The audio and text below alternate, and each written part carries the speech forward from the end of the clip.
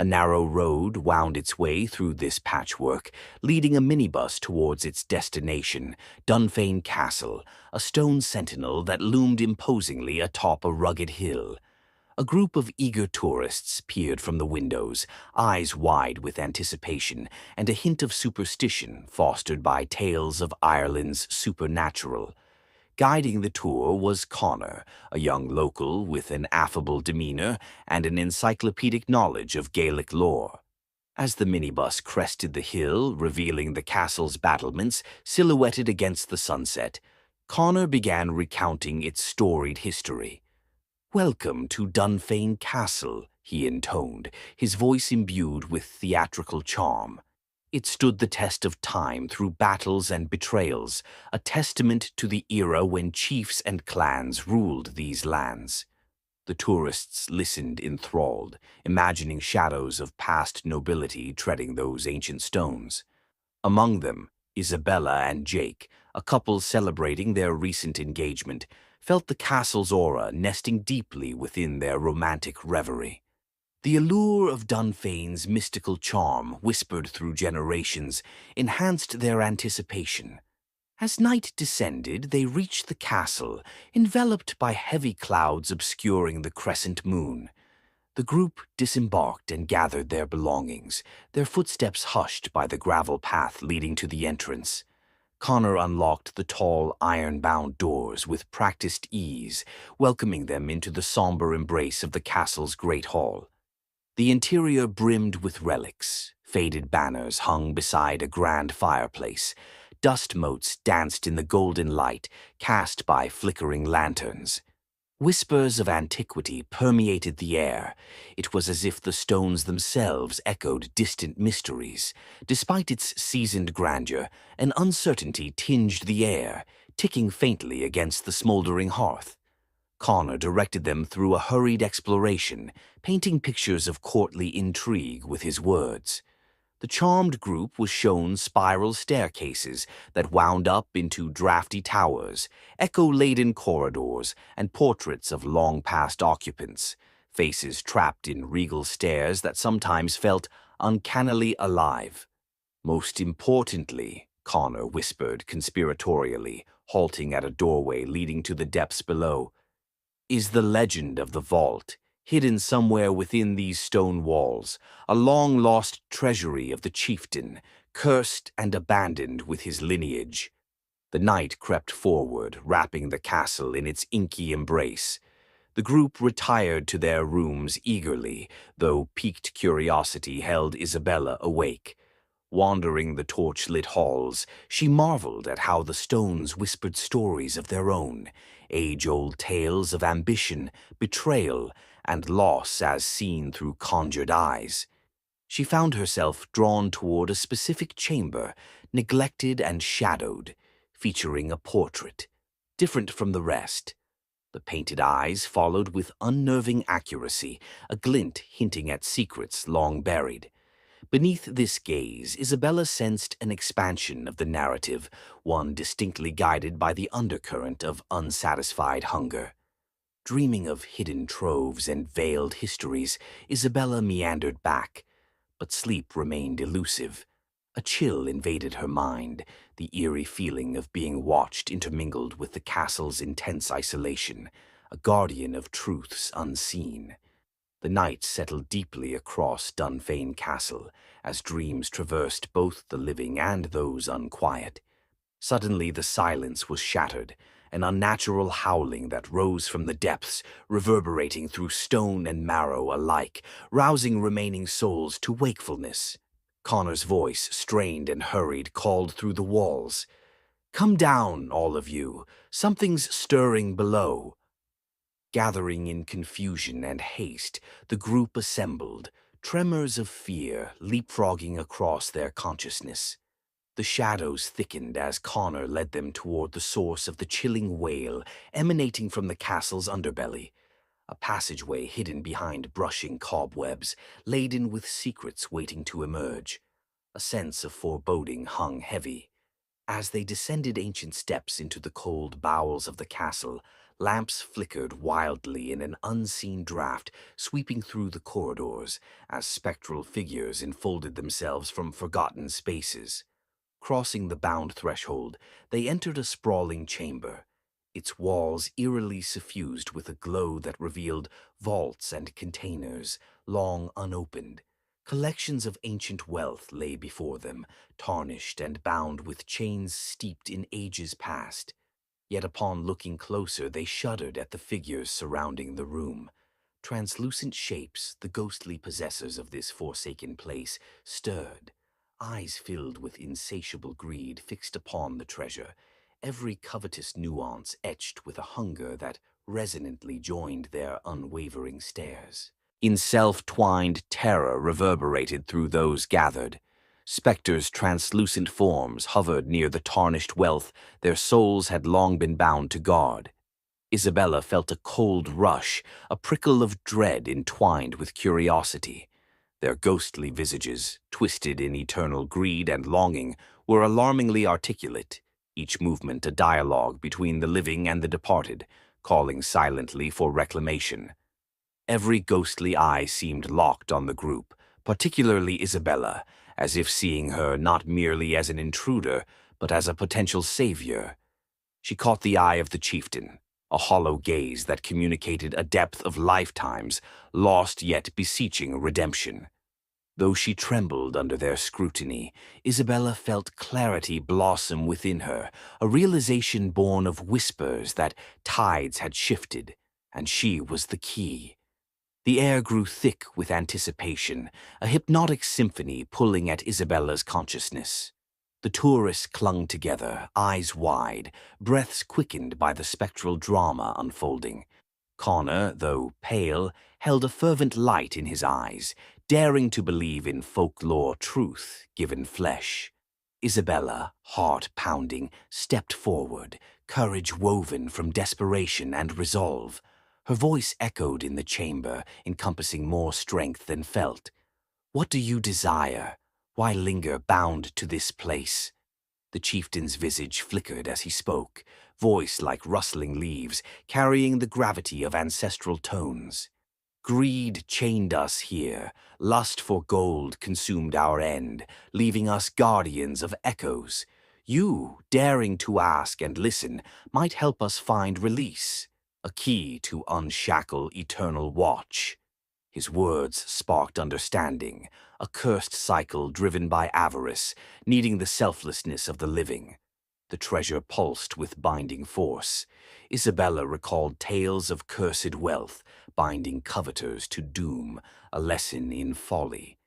In that moment, Isabella's fear gave way to determination. She had to exchange avarice for redemption, aiding spirits in relinquishing wealth. "Is there a way to free you?" Isabella pressed, stepping closer, the group observing with bated breath. "Yes," the chieftain replied, spectral form stabilizing, hope cresting. "A pledge, manifest through goodwill and action, gifted to the living, restoring balance disrupted by greed, must be honored. Let the vault's wealth serve people, breathing life into community." Isabella nodded, feeling a righteous ceremony within her thoughts, emboldening spirit. She turned to fellow tourists, voice imbued with vulnerability and mission strength. "We can help them move on. This treasure can aid the living, revitalize Eldridge, honor legacy, and write a new chapter." Whispers turned to nods as potential for newfound purpose was realized. Envisioning Eldridge rejuvenation, they accepted their extraordinary part in a tale. Initially skeptical, tourists saw doubts transform into resolve, transcending mere spectatorship. As they began cataloging and organizing treasure for town benefit, each gesture weighed in the spiritual realm. The chieftain's kin shimmered with each act, unraveling from greed. Energy that once anchored now sparked connections, erasing chains of desire. As moonlit hours passed, tangible became ephemeral. Morning's light softly broke through openings, casting onto dissipating forms, a cascade of unity freed beyond mortality.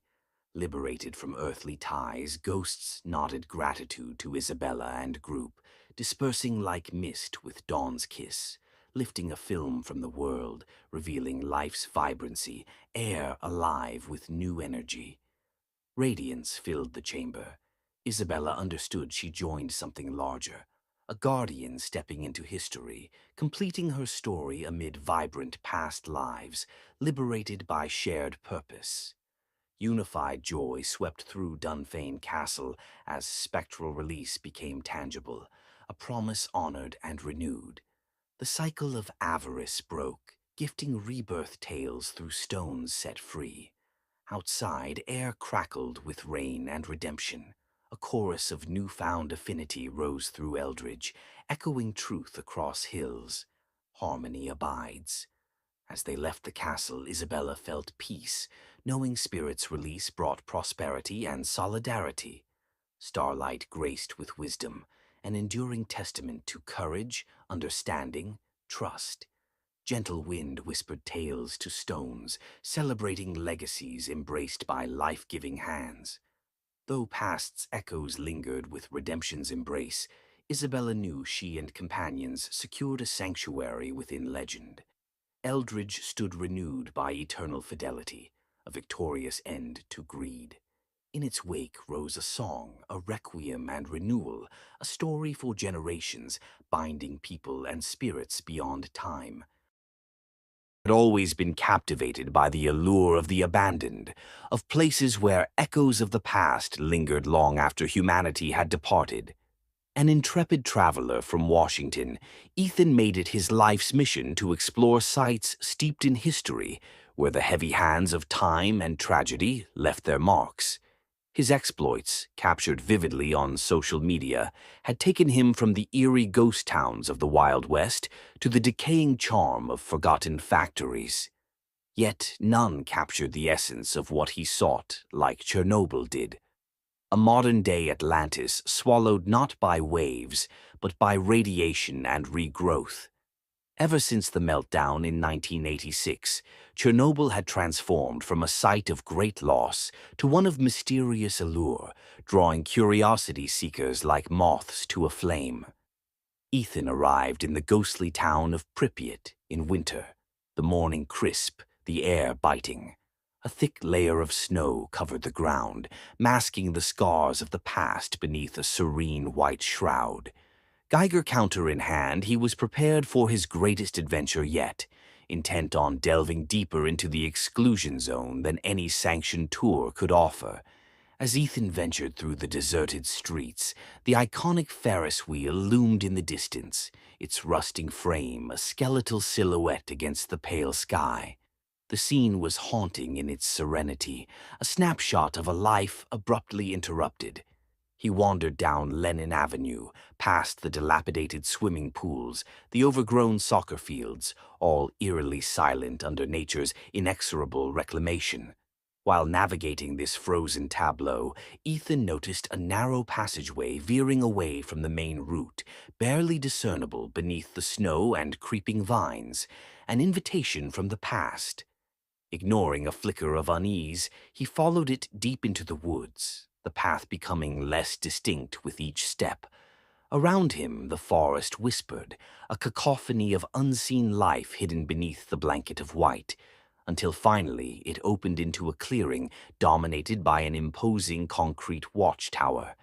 The tower stood defiant against the encroaching wilderness, and with it came a sign, Tolku dla personala, reserved for personnel only. Ethan's heart quickened with excitement, the undeniable allure of forbidden knowledge enticing him forward. He climbed cautiously, each step a journey through time, reaching the tower's observation platform with bated breath. There, through shattered panes of glass, he saw a figure in the woods. At first it seemed a mere shadow among shadows, but then it clarified. A man in an antiquated Soviet military uniform, face obscured by a gas mask. Every instinct screamed at him to be cautious, yet curiosity is a siren song. He raised his camera, capturing what he hoped would be proof of an unexpected encounter. But when he lowered the lens, the figure was gone, leaving only questions in its wake. Descended into a growing unease, Ethan returned to the ground, discovering that the path back seemed different, infused with a sense of being implacably wrong, a dissonant melody in the deepening silence. Trees that once bent gently now formed a claustrophobic tunnel, guiding him inexorably towards something unseen. The air grew thick as he stumbled upon an entrance nearly smothered by the earth. A bunker. What drove him to enter, Ethan couldn't say. Perhaps the same force that had drawn him here, a pull stronger than logic or fear. Torchlight cut through the dark, revealing the confines of a command center from another era. Consoles lay dormant beneath layers of dust, screens glazed with age, and the hum of technology whispered of secrets best left undisturbed. He moved deeper into the bowels of the bunker, the oppressive silence abruptly shattered by an unfamiliar roar, distinct and dissonant. It was not just sound, but cacophony, a fugue of voices and cries, each drowning the other like layers of distant conversations, and underneath it all, like a constant stream weaving through the chaos, was a single voice he knew all too well. His own voice trapped in a cycle of desperation and dread. "Help me," it begged, a tiny, keening wail. Panic surged, a predator stalking him in the dark as Ethan spun, the light skittering off walls, each more alien than the last. The entrance was gone, replaced by resolute concrete. Fear cloyed, sticky and suffocating. His mind reeled, searching for sense in the insanity. He was trapped in an echo of a past he didn't belong to, tangled within the sinews of a nightmare, brought to life by the very ground beneath him. But, driven by will or simply the erosion of clarity, he forced himself forward, deeper into the labyrinth, drawn by a terrible need to understand. There, at the heart of this mystery, a spacious chamber unfolded before him, everything bathed in an eerie, living luminescence that seemed to breathe in response to his presence. In the center stood a machine unlike anything he'd ever seen, its purpose inscrutable, its presence undeniable. Stacks of yellowed files lined the walls, folders brimming with secrets history had forgotten to share. Hesitantly, he reached for one, fingers brushing against dry, cracked paper. Ethan's name, bold as betrayal, stared back at him from the document's cover, a dossier diagramming his life in unsettling detail, events orchestrated long before his arrival.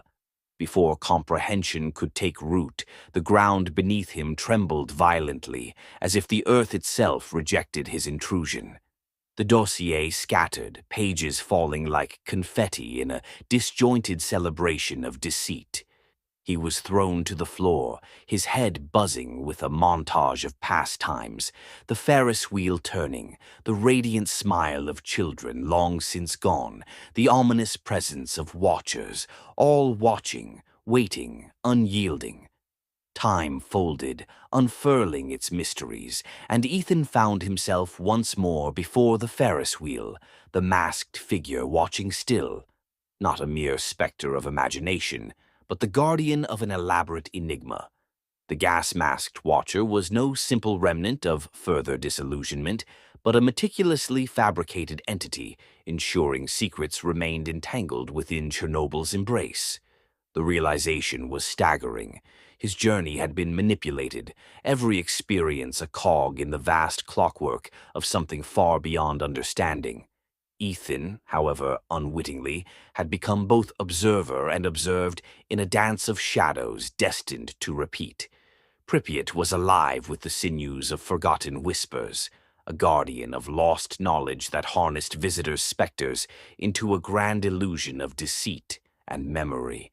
Yet, in the sudden stillness that followed, the Geiger counter's unwavering silence hung around him like a cloak, signaling an impossible reality, a cleansing not of body, but of soul. Liberation came not with escape, but through acceptance of the pact formed between person and place, past and presence.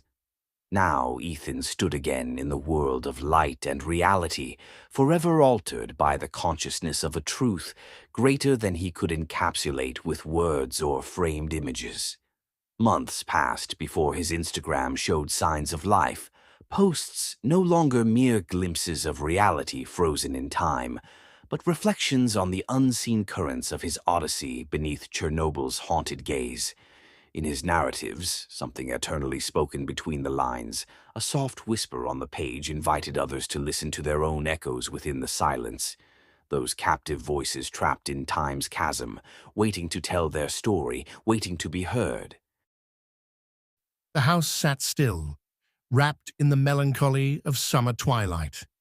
Emily gazed wistfully at her grandmother's old Victorian home, a place once full of life, now reduced to shadows and dust. The air was thick with the scent of lilies and something else she couldn't quite place, perhaps the poignant mix of time, age, and memory. Her grandmother, Agnes Cartwright, had left everything to Emily. The house was hers now, a sprawling testament to years of vigilant care and a place consecrated in family lore. As she pushed open the creaking front door, it parted with a sigh that resonated through the grand parlor, leading to rows of rooms cradling echoes of laughter and the eerie shade of solitude. The lawyer had mentioned one specific area in the will, a room on the second floor, locked since Agnes's passing. It contained what her grandmother had referred to as the collection. In the folds of memory, Emily recalled whispered conversations about a passion that bordered on obsession. Intrigued and a bit apprehensive, she ascended the spiral staircase that stretched under an ornate chandelier hanging above, like a frozen glow of moonlight. Reaching the second floor, she moved along the narrow corridor, pausing before an old oak door whose varnish had long since peeled. The doorknob was cool against her skin as she twisted it gently, stepping into a room brightly lit by the last slivers of a dying sun. Emily found herself surrounded by hundreds of eyes that gleamed as the light touched them. An expansive assemblage of antique dolls lining the shelves, perched on chairs, leaned into corners. Each doll was meticulously dressed, their porcelain faces captured in various expressions: serene smiles, melancholic gazes, soft smirks frozen in time. A slight shiver crawled across Emily's skin. She'd never much liked dolls, always finding them unsettling with their eerily lifelike features. Yet these dolls, once her grandmother's treasures, seemed to pulse with an energy that thrummed gently under the surface of their ceramic veneer. Amidst them, a particularly elaborate doll caught her eye, a Victorian beauty garbed in intricate lace and silk, its black eyes seeming to follow Emily as she walked around the room. A sense of unease tugged at her consciousness, a primal instinct to leave their stilted company before evening's shadow devoured the fading sun. She resisted, driven by obligation and curiosity, deciding to explore the rest of the room before nightfall. As Emily made her way towards the large window, streaked with grime, she noticed something strange. A book lay open on a small mahogany table, ancient and delicate, its pages filled with spidery script in a language tangled and obscure. A sudden chill swept across her as a whisper echoed in the stillness, imperceptibly soft yet resounding within her mind. Startled, Emily looked around, her heart pounding against her ribcage. The room was still. Innocent dolls sat motionless, harmless. Shaking off the absurdity of unease, she closed the book gently, hoping to stall any reverberation that might linger in the halcyon dusk. She left the room behind, sealing it with a heavy breath, and descended to the relative sanctuary of the living room, deciding that she needed to call her parents to share the strange tension that hovered in this house, now all too silent. The phone rang, static crackling like the slow burn of her nerves before a comforting voice on the other end cut through her loneliness. "I miss her, Dad," Emily confessed, feeling the day's weariness seeping into her bones. Her presence still feels so real here.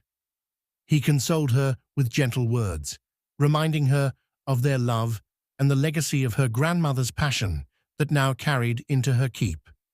Emily took comfort in the thought, yet the compelling darkness upstairs seemed to grow heavier by the passing hour. As night cloaked the house in shadow, Emily settled into an armchair once claimed by her grandmother, recalling bedtime